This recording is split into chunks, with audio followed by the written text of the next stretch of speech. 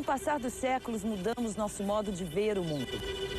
Com novas formas de vermos o mundo, surgem novos modelos sociais e psicológicos nos quais nos baseamos para constituir o nosso modo de vida. A noção de família também mudou muito no decorrer da história. Que impacto a educação de nossos filhos sofre com essas mudanças? No programa de hoje, o psicoterapeuta Ivan Capelato e o psicanalista Joel Birman pensam a educação a partir do atual modelo de família e nos ajudam a compreender melhor o que é educar um filho no século XXI. Aquilo que caracterizou a família dita moderna, diferente da família pré-moderna, é o fato de que a família moderna, eu estou falando da família que se constituiu no século XIX, eu vou falar brevemente disso para pontuar as diferenças da nossa família atual, foi o fato de que efetivamente você criou uma família restrita, onde você tinha o pai, a mãe e os filhos, você não tinha as gerações anteriores, como na família pré-moderna, a família extensa, é isso? E toda a energia da família estava centrada e concentrada no investimento maciço das figuras dos pais sobre a figura dos filhos. A noção de família composta por pai, mãe e filhos é recente. Durante mais de 2 milênios, a família se organizou nos moldes da família da Roma Antiga, onde grupos grandes de pessoas, ligadas por diversos níveis de parentesco, circulavam ao redor de um chefe patriarcal. Foi com a urbanização do século XIX que a família diminuiu e passou a ter a configuração que conhecemos hoje. Essa organização da família, ela criou certas características interessantes. Todo o investimento familiar era feito em nome da prole, né? As crianças representavam o futuro da nação. Os pais se sacrificavam em nome dos filhos, evidentemente, mais a mãe do que o pai, coisa, aliás, que o Freud também nos disse, de que as mulheres pagaram um preço mais caro do que os homens no processo civilizatório moderno. A partir dos anos 50 e 60, nós fizemos uma grande revolução, né? A revolução feminista que transformou a ordem da família. Isto é, as mulheres começaram a dizer: estou cansada de ser só mãe.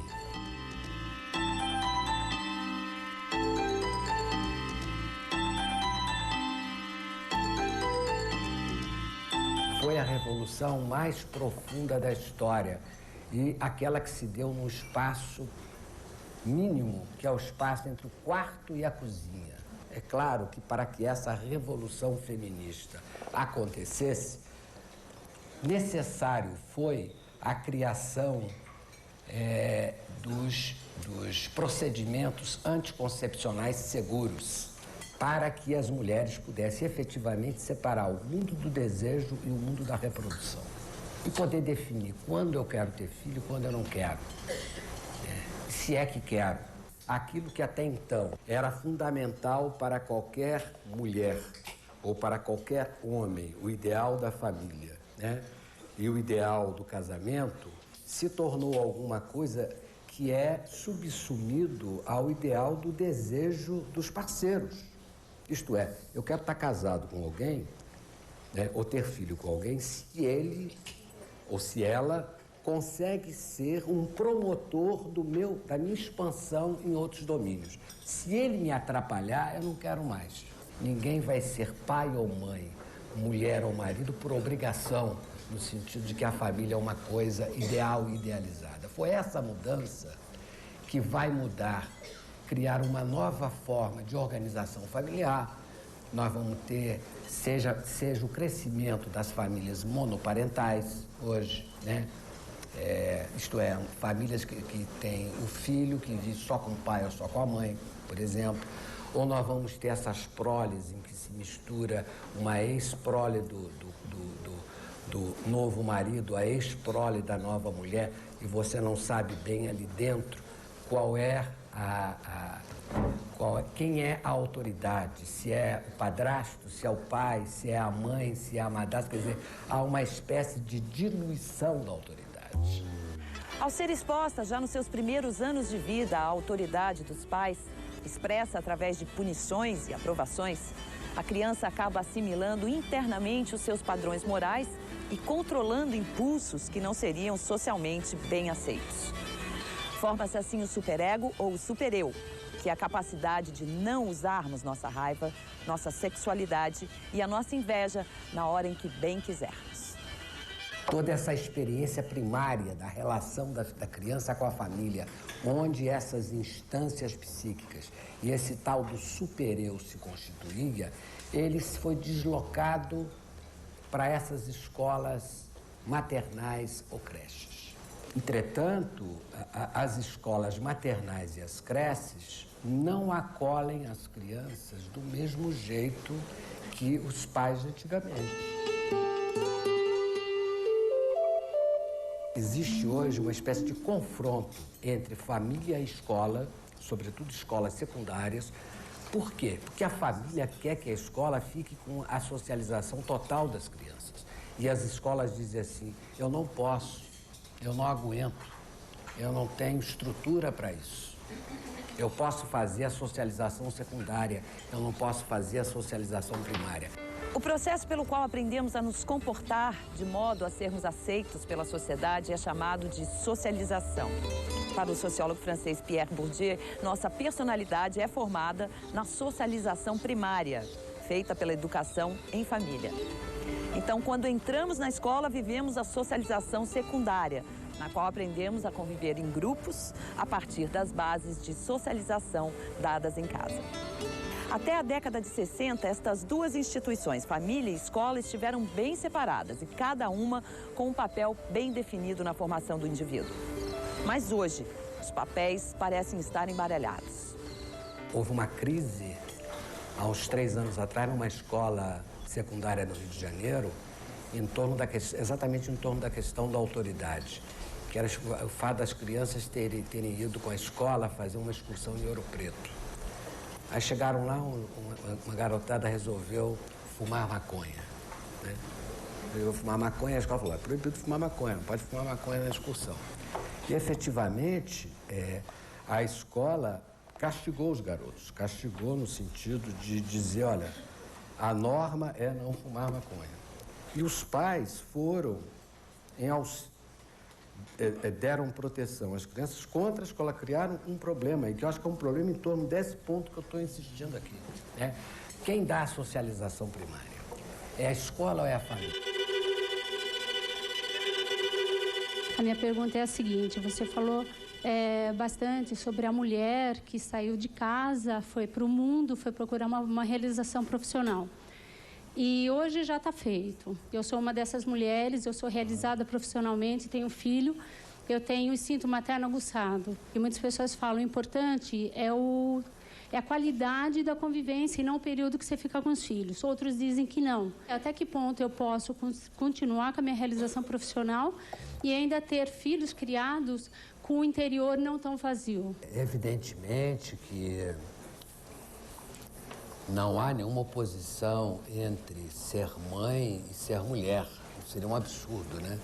O fato de que as mulheres busquem essa espécie de realização profissional, igualdade de condições com os homens, é fundamental. E isso não tem volta. Essa transformação histórica que aconteceu não tem volta. É porque, a rigor, ser mãe e ser pai, mais do que duas pessoas, são duas funções. Uma mulher pode funcionar como pai e como mãe, como função paterna e função materna. E um homem pode perfeitamente realizar a função materna e a função paterna. Os homens poderiam ter criado uma espécie de reequilibragem entre a ausência de um e a presença do outro, no sentido da realização das funções. Ou a gente pode também supor que, na medida em que essas creches ou escolas maternais realizem essa função materna e paterna de uma forma plena, que não sejam meramente funcionais no sentido esvaziado do que seja essa função, né? De uma maneira que não seja estandartizada, mecanizada, essa função pode ser realizada perfeitamente, né? Então, não há nenhuma razão de achar que a atividade profissional está retirando alguma coisa da relação com os filhos. Me parece que a intensidade da relação é mais importante que a quantidade, né? Isto é, se à noite, por exemplo, apesar do pai trabalhar o dia inteiro, se ele senta com a criança, conversa com a criança, revê os deveres da escola, ele vai dar uma presença que vai suprir todas as ausências dele. O que acontece é que os pais não fazem isso, por aquele processo de delegação de responsabilidade a que eu me referi. Então, se eles fizerem esse tipo de atividade, que é aparentemente uma coisa ínfima, diariamente, cotidianamente, eles vão dar uma restauração e uma presença no mundo da criança ou do adolescente que é fundamental. Só que eu acho que o processo de delegação, de mandar para a escola, de mandar para o terapeuta, de mandar para o médico, de mandar para o fonoaudiólogo, levou a uma espécie de esvaziamento da responsabilidade parental. Então eu acho que a questão da qualidade é mais importante que a quantidade.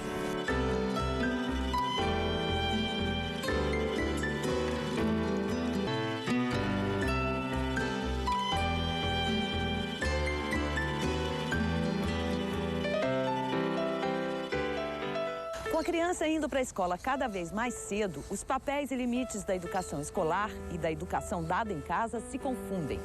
Às vezes entrando em contradição ou criando lacunas na formação dessa criança como indivíduo. Se fica difícil para os adultos saberem de quem é a responsabilidade na educação de seus filhos, para a criança a dificuldade é ainda maior. Nós criamos instituições para fazer uma substituição disso e instituições que nem sempre funcionam a contento do ponto de vista do seu investimento afetivo. Isso provoca um certo abandono nas crianças e nos jovens. Isso provoca o que eu chamo de um processo de precariedade dos processos de investimento narcísico.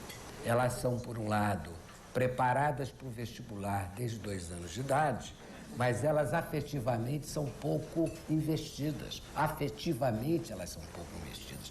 Elas não têm modelos de identificação à mão.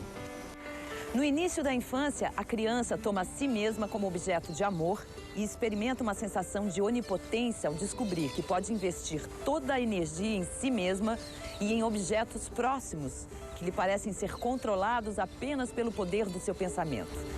É com estes atos que a criança começa a esboçar o seu eu, o seu ego. Freud denominou esta fase como investimento narcísico da infância. O desenho é a expressão da vida mental daquela criança. Essa vida mental foi construída na relação com a mãe desde que a criança nasceu. E então isso a gente vai poder ver no desenho, se a criança tem noção da singularidade dela ou se ela não tem. Essa é uma menina que tem 6 anos, de 5 para 6 anos, e a mãe manteve ela grudada na mãe. Olha então o desenho dela. Olha, a mãe é uma casa, o corpo da mãe é uma casa. Tudo para ela é a mãe. E então, a mim parece que ela de costas se encaminhando para a mãe, mas numa confusão muito grande com essa mãe. Olha, os cabelos são idênticos. Olha, ela é a mãe aqui. Olha, por exemplo, os olhos, né, são vazados. É como se ela não tivesse ainda a noção da singularidade, embora tenha desenhado separado. É quase como se fosse uma réplica, né? Se a criança não tem noção de que ela é separada da mãe, ela não tem noção de limites. Então, todos os desejos dela, ela acha que a mãe pode satisfazer. Sabe? É como se o seio fosse a extensão da boca. Isso, mais tarde, seria assim, como se o ambiente, se o mundo existisse para satisfazer os desejos dela. Aos poucos, a criança já vai tendo percepção de que a mãe não é a continuidade do desejo dela, de que a mãe também tem o pai, tem os outros irmãos. Por exemplo, essa é uma criança de 3 anos que ela se desenhou assim. Essa criança já tinha noção de separação, é bem claro. A qualidade da relação afetiva principalmente afetiva que ela teve com a mãe, pode se expressar na afetividade dela, no sorriso. É um menino. E aqui é a casa que ele desenhou. É uma casa que ele dizia que era uma casa barco, que tem um fogão, não é? Então é uma casa cheia de alegria, assim como esse menino. E ainda estava chovendo e ele estava protegido dentro da casa. Então a gente pode dizer que ele tem uma boa constituição de ego e também que ele tem um superego cuidador, vamos dizer. Se a pessoa não tem noção nem do próprio limite, de que ela acaba aqui, o mundo começa ali, ela não pode ter noção de que existem limites, e limites até onde ela pode ir, até onde ela não pode, né? Efetivamente, nós assistimos, nas últimas 3 décadas, o surgimento de um tipo de adolescente caracterizado por uma grande transformação visual, né? Ele anda com esculturas pelo corpo, né? Brincos, piercings em diferentes lugares do corpo, né?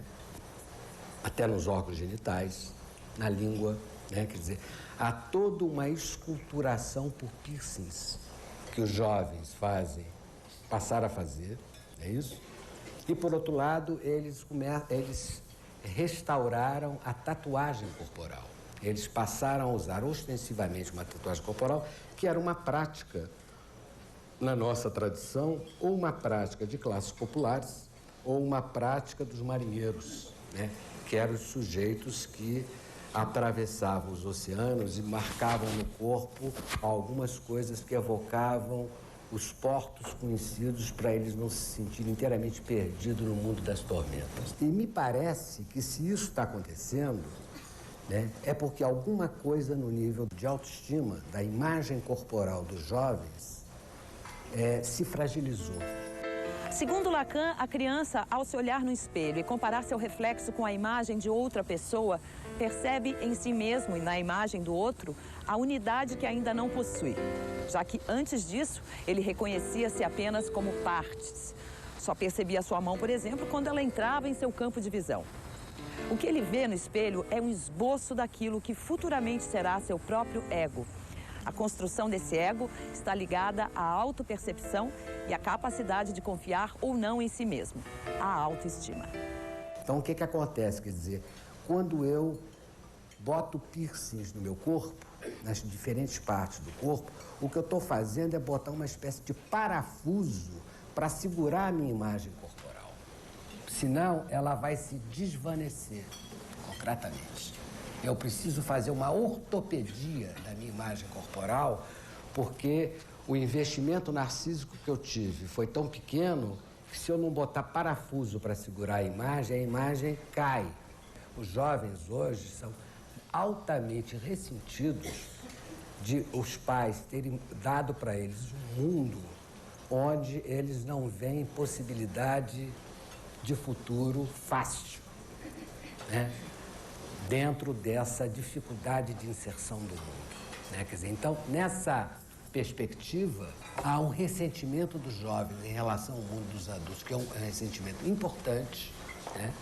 E, ao mesmo tempo, esses desenhos no corpo mostram que os jovens buscam uma forma de pertencimento tribalizado, é uma espécie de inserção tribal, desenhando no corpo de que tribo eles fazem parte, como os marinheiros faziam quando eles desenhavam o seu corpo, aludindo às suas ligações com cidades ou com mulheres que ficavam nos portos que ele atravessavam, para eles não se sentirem um ser perdido e único, desamparado no meio dos oceanos, né? E ele começa a criar outras tribalizações, porque o processo de filiação familiar ficou fragilizado.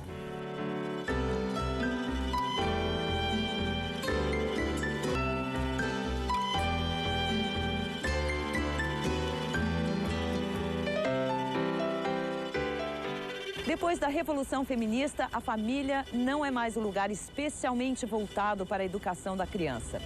Elas são colocadas na escola cada vez mais cedo.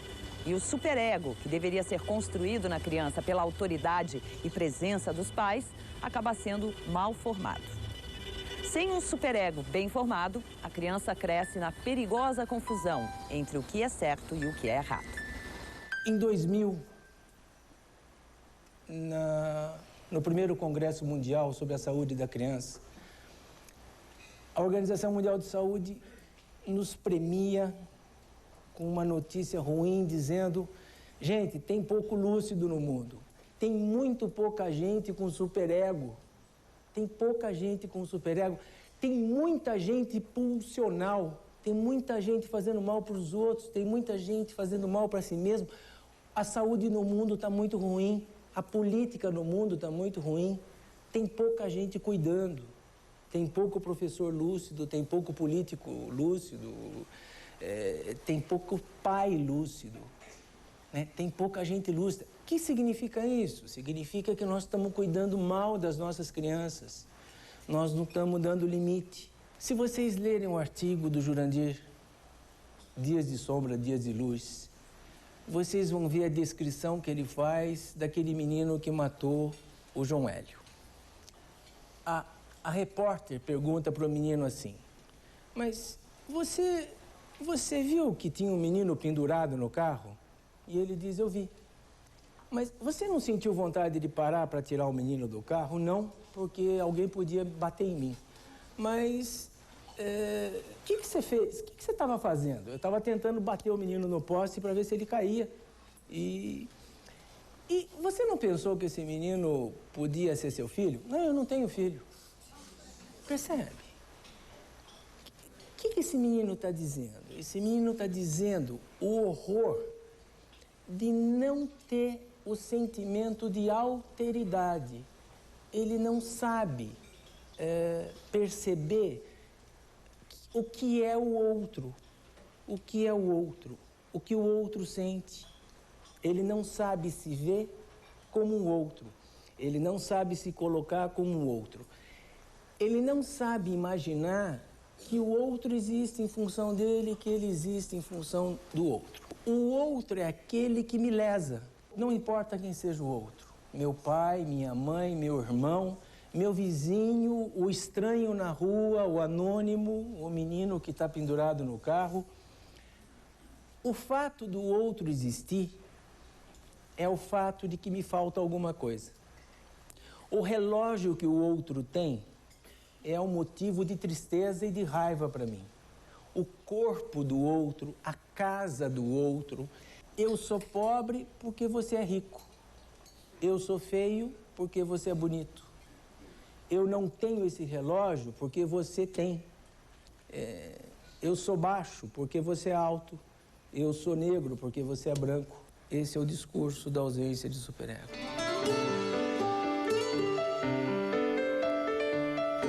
É só o limite que gera o superego? Não. Existe uma outra coisa, uma outra forma do superego nascer. Mas ela é um sorteio complicado, que é a resiliência. Eu tenho um amigo que é um juiz de direito, de mão limpa, que tem uma história muito bonita. Ele não está aqui hoje, ele está viajando, mas eu pedi licença a ele para contar a história da vida dele. É um jovem juiz que decidiu ser juiz desde pequeno. Ele vem de uma família humilde e é um filho caçula de 2 irmãos mais velhos. E o irmão mais velho e a irmã mais velha eram muito complicados, muito sem limites, davam muito trabalho aos pais. E um dia esse menino tinha uns 6 anos de idade, a mãe chorava muito, porque a mãe que não dá limite e que cria um filho que começa a se sentir maldoso, né? O filho que não tem limite e que se sente mal porque faz a mãe chorar, ao mesmo tempo que ele se sente uma pessoa muito má e vai ser maldoso o resto da vida, ele se sente poderoso. Imagine, eu tenho 9 anos e faço minha mãe chorar, minha mãe tem 30. Imagine que poder eu tenho. Eu vou ser presidente da República quando eu crescer. Você imagina isso? Eu vou ser o que eu quiser. Percebe o poder que eu tenho? Eu posso matar e dormir. Eu posso tirar tudo que eu quiser de todo mundo. Olha o que eu faço. Eu sou mal. Eu já sou mal. Então, o que mais pode me acontecer, né? Olha, eu fiz chorar a pessoa mais importante na minha vida. Posso fazer chorar o resto do mundo. Melanie Klein falava muito disso. Essa maldade intrínseca que as crianças crescem e depois elas podem fazer mal para o mundo porque elas já fizeram mal para a pessoa mais importante das suas vidas. E esse menino então olhou para sua mãe chorando, para o seu pai chorando, e ele disse para ele assim: eu não quero fazer isso, eu não quero isso para mim. E ele começou então a se afastar dos irmãos e a se afastar da mãe e do pai.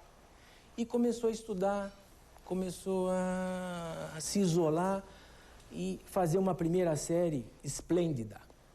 E na época dele ganhava uma fitinha verde e amarela. Lembra que antigamente o Brasil era verde e amarelo? E na segunda série ele ganhou outra fitinha verde e amarela, e na terceira série outra fitinha verde e amarela, e na quarta série. E a mãe ficava feliz, mas não era a felicidade da mãe que o mantinha nisso, chama-se resiliência. Resiliência é a capacidade que alguns poucos seres conseguem fazer assim. Eles passam a ser autores do próprio superego. Eles passam, por algum motivo, a suportarem as suas próprias pulsões.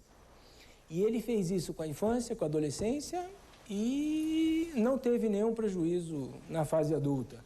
É um bom juiz, é um bom marido, é um bom sujeito, cuida de um monte de coisas, é um excelente cuidador.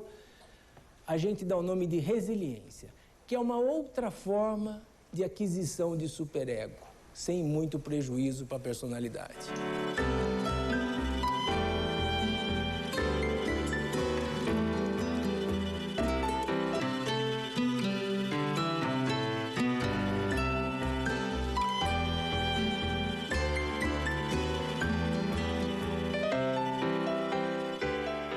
O que eu tenho visto na clínica, o que eu tenho visto nas instituições, quando eu visito instituições, né, principalmente as escolas, é o desespero, esse desespero que você relatou aí, o desespero desse impasse de que a escola não cuida.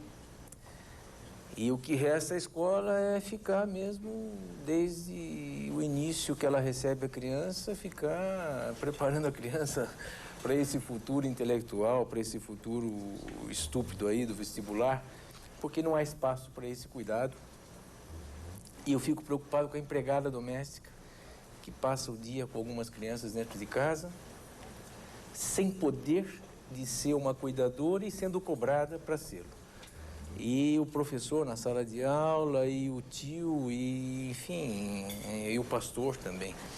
Então eu queria que você falasse então sobre esse mundo em transição e que talvez dissesse um pouquinho para nós, talvez até para apaziguar alguns de nós que são psicanalistas aqui, tem muitos aqui, alguns psicólogos, alguns pedagogos, nós temos pessoas que são psicopedagogos, que recebem crianças com alguns defeitos e que se tornam, de alguma forma, as crianças transferem durante algum tempo para essas pessoas as suas angústias e tal, e depois são retiradas e sobra para esses cuidadores temporários a angústia de saber que poderia ter cuidado, mas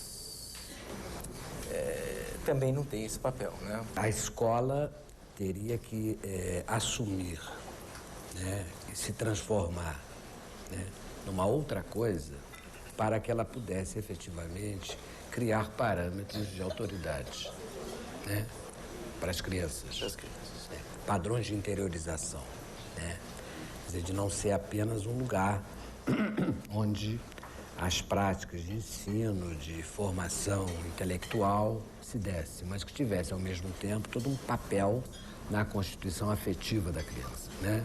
Quer dizer, então, nesse sentido, a escola ela tem uma posição axial, né?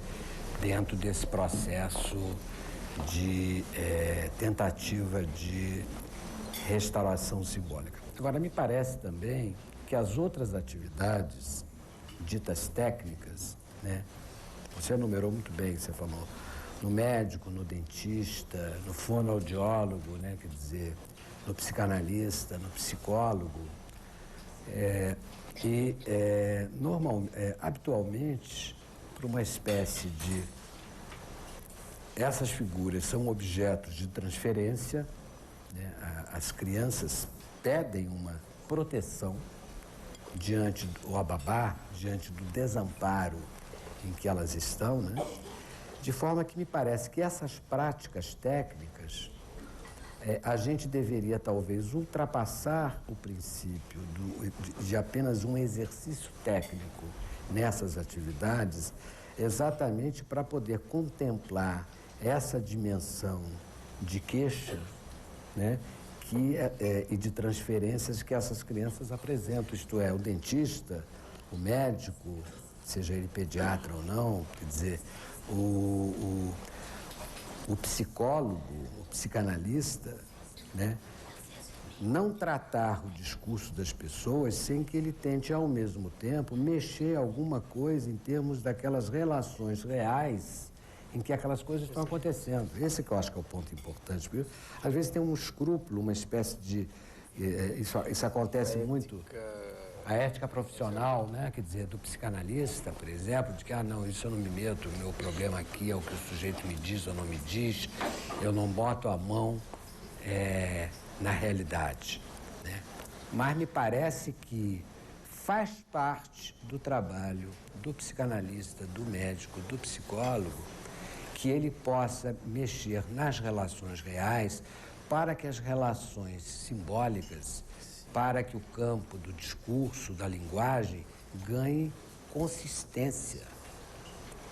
Senão a gente vai estar tratando das pessoas no nível de uma linguagem esvaziada, né? Quer dizer, ou essas relações se transformam minimamente no plano da conflitualidade real e são pessoas mais fragilizadas que o adulto, porque são crianças ou adolescentes, quer dizer, que precisam de uma espécie de aporte do outro, né, diante das figuras dos pais, para que aquilo que é tratado terapeuticamente ganhe efetivamente um peso efetivo. Senão, o que eu temo, né, e a gente vê isso frequentemente na clínica, que da mesma forma como os pais querem se livrar de um peso quando mandam os filhos para a escola, toma que o filho é teu, digamos assim, ela faz a mesma coisa com o médico, com o dentista e com o psicanalista. Exatamente a mesma coisa. Ela quer se livrar de um problema, é como se o meu filho está no analista, então eu não preciso mais me preocupar com isso. Se o meu filho está na escola, eu não preciso mais me preocupar com isso. O médico que cuide disso ou cuide daquilo. Então, me parece que tem que haver uma espécie de retorno para as figuras parentais, para a família, no sentido de um retorno àquilo que a gente poderia chamar de uma certa responsabilidade, né? Uma responsabilidade simbólica, né? E me parece que instaurar processos de responsabilidade ou colocar pessoas diante das suas responsabilidades, me parece que é aquilo que, no meu entender, define o que há de mais precioso no ato psicanalítico contemporâneo, que é o ato do sujeito se defrontar com a tua responsabilidade, né? Nós já passamos da época em que o psicanalista era uma espécie de caçador de crimes, né? Você ficava procurando quem era o criminoso, não é isso? Quer dizer, decifrador, buscar o oculto. Hoje em dia, o que nós queremos é que o sujeito se responsabilize por aquilo que ele é e pelo que ele faz. E nesse sentido, eu acho que faz parte do trabalho do psicanalista, mas não só do psicanalista, mas também do médico, orientado de uma maneira mais humanista, ou do dentista, ou do religioso, poder devolver para a família essa responsabilidade que a família tem que ter e que ela tende a atribuir a esses técnicos. Senão a gente vai, aí sim, partir para um apocalipse sinal. Uma coisa que mexe muito comigo é a precocidade da sexualidade na adolescência. Antigamente, essa experiência se buscava mais tarde, e hoje você vê isso com 12, 13 anos. Então, eu queria saber um pouquinho da sua opinião a esse respeito. A rigor, a gente tem um processo um processo cada vez mais precoce do surgimento do erotismo dos jovens, do adolescente, né? Quer dizer, como se a puberdade ficasse cada vez mais precoce, tanto para as meninas quanto para os meninos. Há uma diferença de como esse processo acontece no Brasil e de que acontece fora do Brasil, né?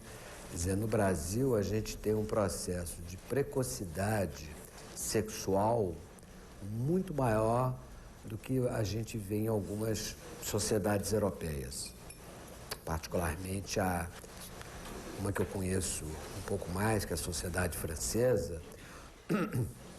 As crianças, elas são muito menos sexuadas precocemente que os nossos jovens. A que se deve isso? Os rituais de autoridade na sociedade europeia são muito mais antigos que no Brasil, né? Isto é, esse negócio, por exemplo, que a gente tem, que é um ritual costumeiro, né? Por exemplo, vai ter amigos vão jantar com a gente em casa, né? Aqui na nossa tradição, geralmente, as crianças participam do jantar. A gente acha que não pode dizer para eles que está na hora de dormir, né? Na sociedade europeia francesa não tem isso, não. Está na hora, jantou antes, vai para a cama, tem escola no dia seguinte. Quer dizer, tem uma ritualização de alguns processos de autoridade, apesar de todo esse esvaziamento mais geral, que faz com que, de alguma maneira, não só a hierarquia seja mantida mais, como também, com isso, um prolongamento da própria infância. E me parece que, no caso do Brasil, quer dizer, em que essa indiscriminação é colocada,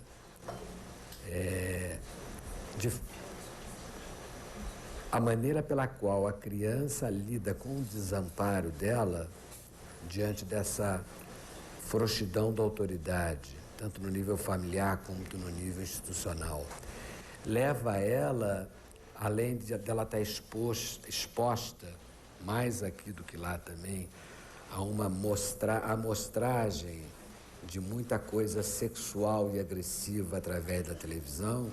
Eu acho que isso entra não como causa primordial, mas como exemplos que entram pela janela cotidianamente, né, no mundo infantil, até mesmo porque a babá, que não tem autoridade, bota as crianças para ver televisão para elas ficar livres, né, dela poder fazer outras coisas melhores do que cuidar da criança, quer dizer.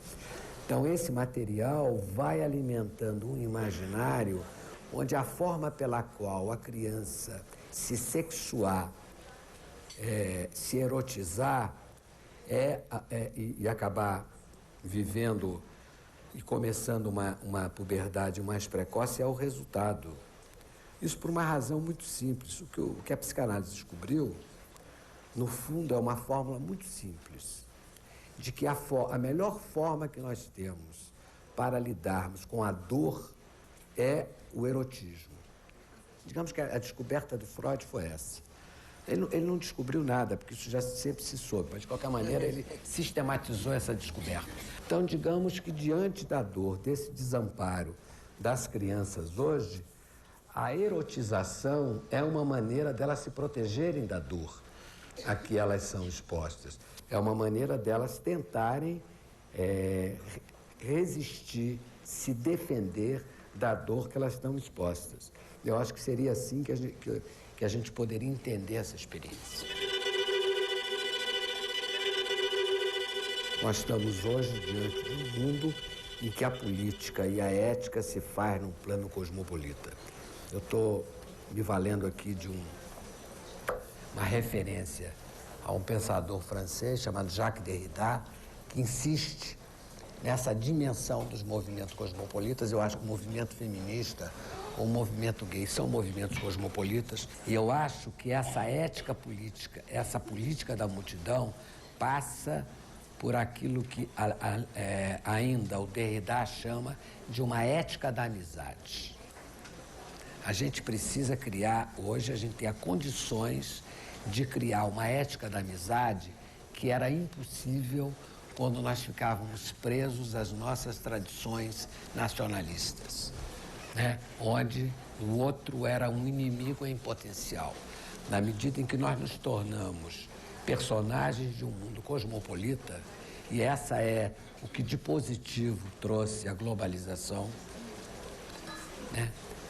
É a possibilidade de nós criarmos uma ética da amizade, né? Onde nós vamos nos agrupar com as nossas diferenças em nome dos nossos propósitos comuns. Para isso vai implicar numa responsabilidade nossa com o outro, vai representar uma responsabilidade nossa com os nossos diferentes, vai implicar num aprendizado de uma responsabilidade de saber conviver com o diferente, né? E eu acho, inclusive, que essa palavra diferente hoje, ela assume um sentido que ela não tinha há 30, 40 anos atrás. Saber conviver com a diferença hoje é saber conviver com aquilo que não tem nada em comum com o que eu encontre como referente na minha memória. Porque até então, a convivência com o diferente passava por um referencial narcísico, tá me entendendo? E atualmente me parece que se passa com conviver com personagens tão diferentes que a gente encontra num país continental como o Brasil, ou numa escala mais cosmopolita, e que implica numa certa experiência de poder receber o outro conosco de uma forma marcada por uma terceira dimensão ética, além da multidão e da amizade, que é aquilo também que o Derrida chamava de uma ética da hospitalidade. Saber receber o outro na sua casa. Na sua casa, não é na sua morada, na sua casa psíquica, né? Saber acolher o outro, não obstante o fato de que o sujeito seja inteiramente diferente de você, mas que você possa encontrar na diferença dele uma marca de humanidade que você pode não portar em você, mas que você tem a grandeza de reconhecer. Eu acho que o mundo globalizado, pós-dissolução dos Estados-nações, em que a gente pode tentar restaurar formas outras de soberania que não seja do Estado, através da ideia de multidão, nos leva ao mesmo tempo ao exercício de um cosmopolitismo, de uma ética da amizade e da hospitalidade. Eu acho que é assim que a gente pode reinstituir a ideia de autoridade hoje. No programa de hoje, vimos como ter pais que coloquem limites é importante para a criança ter noção do que é certo e o que é errado. Está aí a chave para a construção de um mundo melhor de se estar, com o outro e consigo mesmo.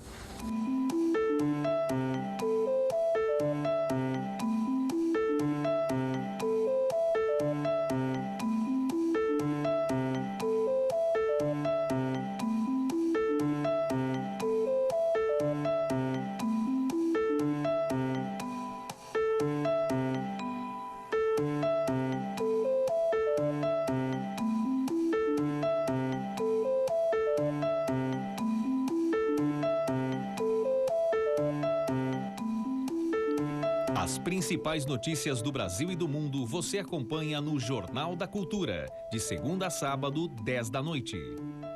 Não deixe água parada em latas, garrafas, vasos e pneus velhos. Não dê espaço para o mosquito da dengue.